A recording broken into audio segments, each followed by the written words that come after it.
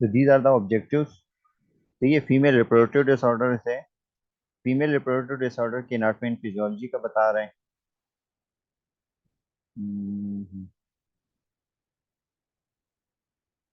ठीक है।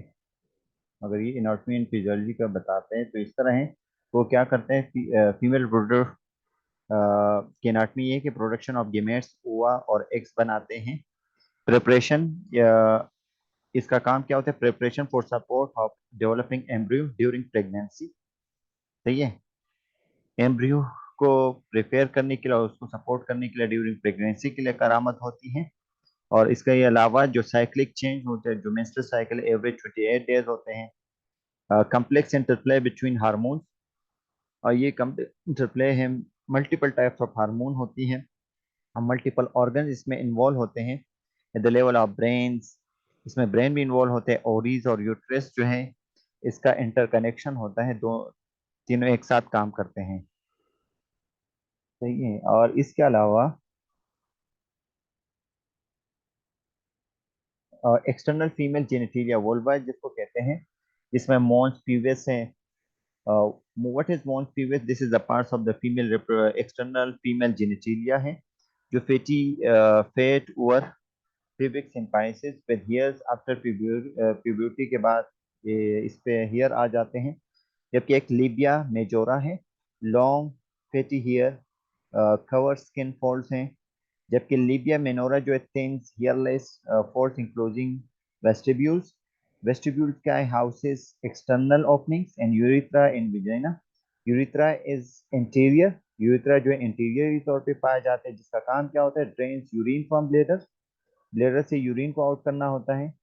जबकि babies comes out through vagina, vaginal orifice के जरिए बेबी कम आउट हो जाते हैं। What is clitoris? This is also the female external genitalia. This is also the another parts interior homologue of penis, sensitive erectile tissue, sensitive most sensitive area है clitoris which is only present in the female। जबकि पेरेनियम जो है diamond shape reason है, जिसको हम पेरेनियम कहते हैं। तो आप लोग डायग्राम को खुद ही पढ़ सकते हो। तो this is the another diagram, the internal female reproductive structure का बता रहा है, जिसमें जिसमें ओरी है। सही है। ओरी लेगामेंट्स है, जिसने होल्ड किया होता है ओरीज को। फिर यूट्रस की कुछ पार्ट्स हैं, जैसे फंडस ऑफ यूट्रस हैं।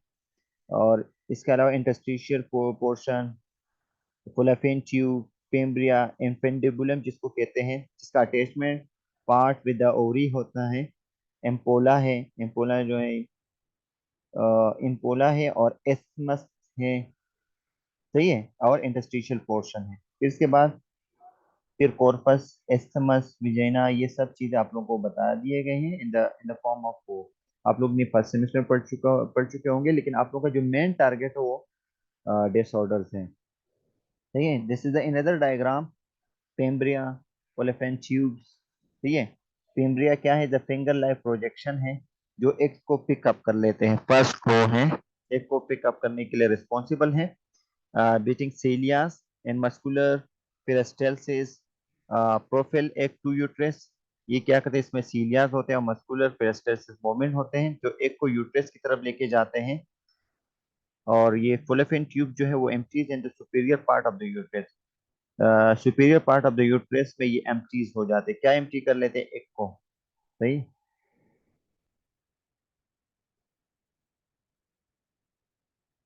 फिर नेक्स्ट में यूट्रस का बताया है कि in pelvis interior to rectum and posterior to bladder पाए जाते हैं। इंटीरियरी रेक्टम के इंटीरियर अंदरूनी तौर पर, और पोस्टीरियर सुपीरियर टू ब्लेडर की तरफ पाए जाते हैं यूट्रस। होलोथिक वॉल ऑर्गन्स हैं, जिसका काम क्या होता है? रिसीविंग ऑफ एग्स करते हैं, और इसमें एग को रिटेन भी कर लेते हैं। और इसके अलावा फर्टिलाइज एग्स को न्यूरेशिस भी करते हैं, यानी एम्ब्रियो बनाने के लिए रिस्पॉन्सिबल है। कौन? यूट्रस। सही है। यूट्रस क्या है? Is a pear shape. सही है। इज अ पेयर शेप होता है। Before babies usually anteverted can be retroverted, सही है, इंट्रोवर्ट की तरफ होता है, ये रेट्रोवर्टेड यानी शेप को चेंज कर सकते हैं। तो these are the multiple parts हैं, इस पे हमें जाने की जरूरत नहीं है। पार्ट्स ऑफ यूट्रस में क्या है, बॉडी मेजर पार्ट क्या है, फंडस है। यूट्रस के मेजर पार्ट जो होते हैं फंडस, एस्मस और सर्विक्स हैं, सही है। कैविटी ऑफ यूट्रस जो है small except in pregnancy. Cervical canals, internal ossicles है, एक्सटर्नल ओजिकल्स हैं, विजाइना है, सर्विक्स क्या है, through, fibrous ring, inferior inferior tip projects into vagina और प्रोड्यूस म्यूकस वगैरह ये बनाते हैं। द यूट्रियन वॉल, हमारे पास थ्री बेसिक लेयर है, प्रीमेट्रियम, मायोमेट्रियम और एंडोमेट्रियम। प्रीमेट्रियम क्या है, आउटर सेरस मेम्ब्रेन। यूट्रियन वॉल की आउटर सेरस मेम्ब्रेन को हम प्रीमेट्रियम कहते हैं, जब मेटल मसल को हम मायोमेट्रियम कहते हैं, जबकि अंदरूनी वाले को मसल्स को हम एंडोमेट्रियम कहते हैं, सही है। Uterine support mesometrium, largest division of broad leg, main support cardinal ligaments होते हैं और राउंडेड लिगामेंट्स भी इसमें शामिल होते हैं। स्ट्रक्चर ऑफ ओरी, अगर ओरी का स्ट्रक्चर बताया गया कि पेब्रस के कैप्सूल को हम क्या कहते हैं, चुनिका अल्बिजीनिया कहते हैं, सही है। Outer cortex houses, outer cortex इसमें होते हैं, इसका काम क्या होते हैं, which is responsible for developing the gametes, the oocytes within the follicles, यानी follicles जो follicles में प्रेजेंट होते हैं इसमें oocytes वगैरह बनाते हैं। इनर मेडोला जो है वो लूज कनेक्टिव टिश्यू होते हैं, विद लार्जेस्ट वेजल्स और नर्व इसमें शामिल होते हैं। ये ओरिस के कुछ पार्ट से वो बताए गए हैं। ओरिन साइकिल्स में हमारे पास, जब ओरिन साइकिल की तरफ आ जाते हैं, हमारे पास कौन कौन से फेस है, फोलिकुलर फेस है, ओल्यूशन फेस है और ल्यूटल फेस है। तो सबसे पहले अगर फोलिकुलर फेज की तरफ चलते हैं तो फोलिकुलर फेज में क्या, फर्स्ट अप्रोक्स तकरीबन इसके लिए 14 डेज दरकार होते हैं। इसमें एक डेवलप होते हैं enough follicular follicle stimulate by follicle stimulating hormone, जो आपके ओरीज में खास सम के फोलिकल्स होते हैं, इसको एक्टिवेट कौन करता है, इसको इसके लिए एक्टिवेशन ऑफ फोलिकल्स के लिए एक्टिवेशन के लिए रिस्पॉन्सिबल होता है फोलिकल स्टिमुलेटिंग हार्मोन, जो आपके एक खास किस्म का ग्लैंड्स हैं वो रिलीज करता है। कौन से ग्लैंड्स कोई बता सकते हैं। इसके अलावा एस्ट्रोजन प्रोडक्शन भी इसमें होते हैं और फोलिकुलर फेस में। दूसरा हमारे पास है ओवल्यूशन फेस। ओवल्यूशन फेस में क्या होते हैं, एक रिलीज होते हैं फ्रॉम फोलिकल्स, सही है, और ल्यूटिलाइजिंग हार्मोन इसमें इंक्रीज हो जाते हैं।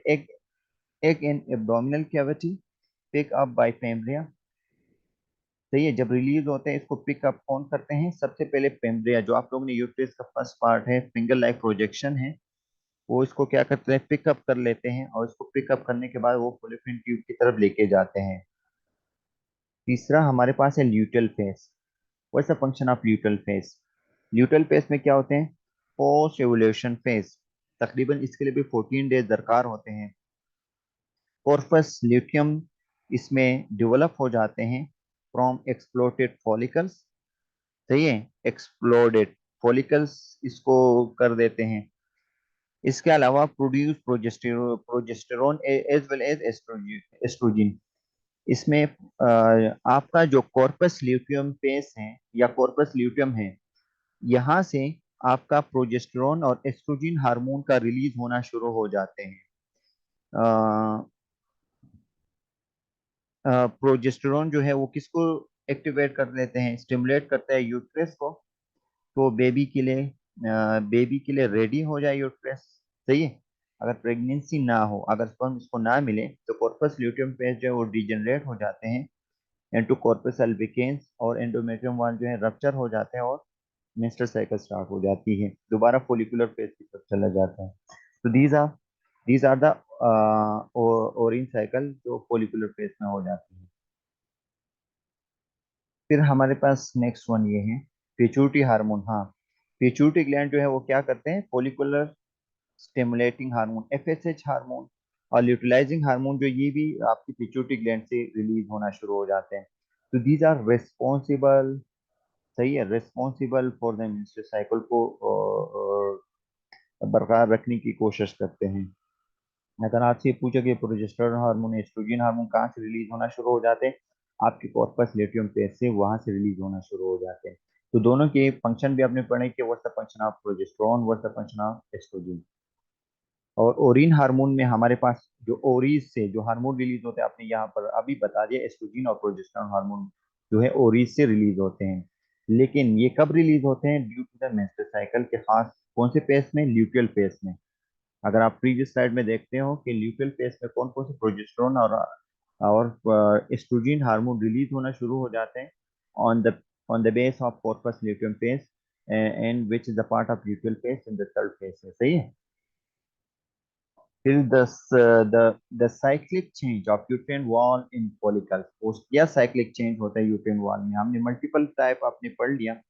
सबसे पहले प्राइमरी फॉलिकल्स होते हैं, फिर सेकेंडरी फॉलिकल्स होते हैं, फिर वेजिकुलर फॉलिकल्स फॉलिकुलर फॉलिकल्स बन जाते हैं। तो इसके लिए कितने दिन दरकार होते हैं? 13 डेज। ऑन 14 डेज पे क्या होते हैं? ओल्यूशन फेज एग रिलीज हो जाते हैं।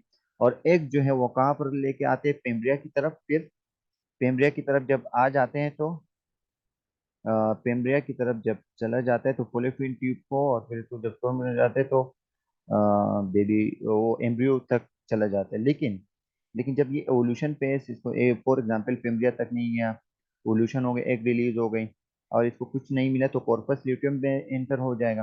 तो कॉर्पस ल्यूटियम फेज क्या कराता है आपके?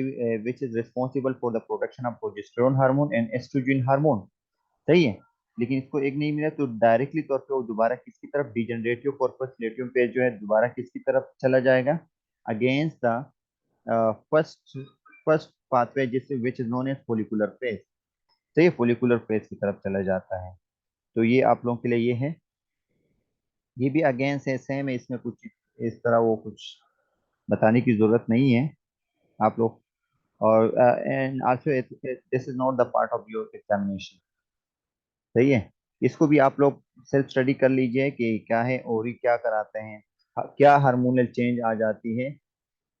ओरी क्या करते हैं? डी जनरेटिंग कॉर्पस लेटियम पे जब डी जनरेट हो जाते हैं तो ये क्या करते हैं? फोलिकल्स डेवलप हो जाते हैं। फोलिकल जब डेवलप हो जाते हैं और इस पे कौन करते हैं? ग्रोथ। फोलिकुलर फेज क्या करते हैं? Growth and maturation of follicle. FSH hormone, इसको पेचूरिटी हार्मोन है एफएसएच हार्मोन। इसको स्टिमुलेशन देती है, इसको मेच्योर करते हैं और इसको ग्रोथ करने की कोशिश करते हैं। सही है। ये तकरीबन कितने दिन तक दरकार होते हैं? 13 डेज। 14 डेज से 16 डेज तक ओल्यूशन फेज होता है, एक रिलीज हो जाते हैं। फिर 16 से 25 डेज तक एक्टिव कॉर्पस ल्यूटियम फेज होता है। सही है। जिसमें प्रोजेस्टेरोन एस्ट्रोजन हार्मोन रिलीज होना शुरू हो जाते हैं। और एक्टिव जब ये प्रेगनेंसी वकूफ पजीर नहीं होते तो दोबारा ये किस कौन से फेज में एंटर हो जाते हैं? डिजेनरेटिव कॉर्पस लेटियम फेज जो अगेंस्ट जो है फर्स्ट की तरफ आ जाते हैं। दूसरा हमारे पास एस्ट्रोजन प्रोडक्शन लो हो जाते हैं। ये इंक्रीज कब हो जाते हैं? ऑन द बेस ऑफ 5 से 13 तक ये इंक्रीज होते हैं आपका एस्ट्रोजन प्रोडक्शन। और हाई कब होते हैं? 13 से लेकर 16 तक। और डिक्लाइन कब होता है? 16 से 25 तक डिक्लाइन हो जाते हैं। और मजीद जैसे जैसे आगे जाते हैं तो एस्ट्रोजन प्रोडक्शन जो है कम होना शुरू हो जाते हैं। प्रोजेस्टिन प्रोजेस्टेरोन प्रोडक्शन ये कब? 5 से लेकर 13 तक। सही है। ये लो होता है।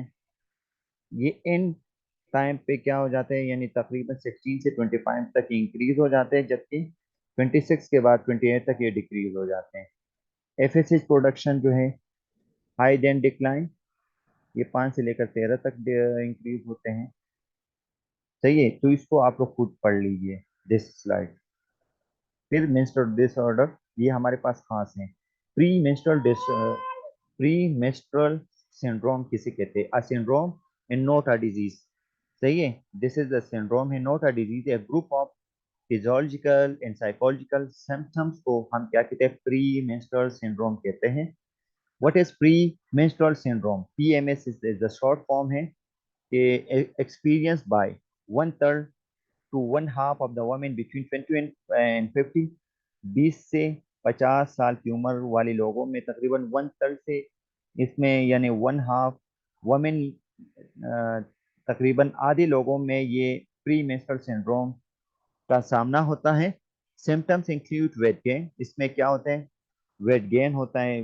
लोगों को क्या फीलिंग होती है? वेट गेन, इरिटेबिलिटी, चिड़चिड़ापन, mood swing.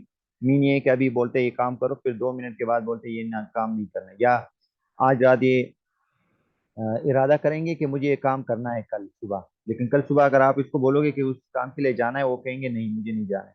This is known mood swings होते हैं। This is sign symptoms. इन अलामात में फीमेल को ये हो सकते हैं।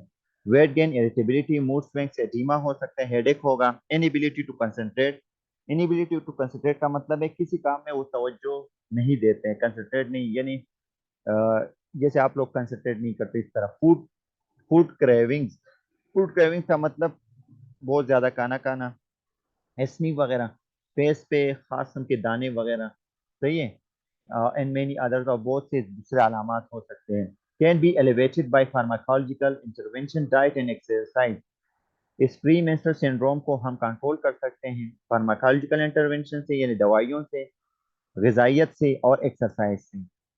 तो ये symptoms can very from month two month. ये सिम्टम्स जो है महीने से महीने तक, यानी एक महीना अगर इस महीने में अलामात कम हो सकते हैं, दूसरे महीने में ज्यादा हो सकते हैं, तो मंथ टू मंथ ये इंटरचेंज होते हैं। तो ये प्री मेंस्ट्रुअल सिंड्रोम के ट्रीटमेंट एंड नर्सिंग केयर क्या? Stress reduction techniques. जो जो फीमेल हाजरात हैं इसकी क्या करते हैं? स्ट्रेस स्ट्रेस रिडक्शन, स्ट्रेस को कम करने की कोशिश करेंगे, यानी इन लोगों की जो परेशानियां हैं इसको कम करने की कोशिश करेंगे। Inability, initiation of an exercise program. Exercise program की इनिशिएशन करना है। डाइट थेरापी, डाइट थेरापी में क्या है? Avoid caffeine and alcohol. Caffeine, जिसमें कैफीन चाय में ज्यादा होते हैं, अल्कोहल वगैरह में कैफीन ज्यादा होते हैं। ऐसे मेडिकेशन जैसे पेरास्टामोल, पेनाडोल एक्स्ट्रा, इसमें भी कैफीन ज्यादा होते हैं। तो this type of containing ingredients जिसमें शामिल होते हैं तो उसमें हम नहीं देंगे। ईट कम्प्लेक्स कार्बोहाइड्रेट्स। वो ग़िज़ाइयत देंगे जो कम्प्लेक्स हो, कार्बोहाइड्रेट्स में हाई फाइबर डाइट हो। सही है। हाई फाइबर डाइट में ज़्यादातर सब्जियां वगैरह आ जाती हैं, स्पगोल वगैरह आते हैं। साल्ट इंटेक की कमी का बताएंगे, क्योंकि वेट गेन है पेशेंट्स का, और प्री मेंस्ट्रुअल सिंड्रोम से बचाने के लिए हम साल्ट इंटेक को कम करेंगे। विटामिन बी 12 को इंक्रीज करेंगे। कैल्शियम और मैग्नीशियम को भी क्या करेंगे? इंक्रीज करने की कोशिश करेंगे।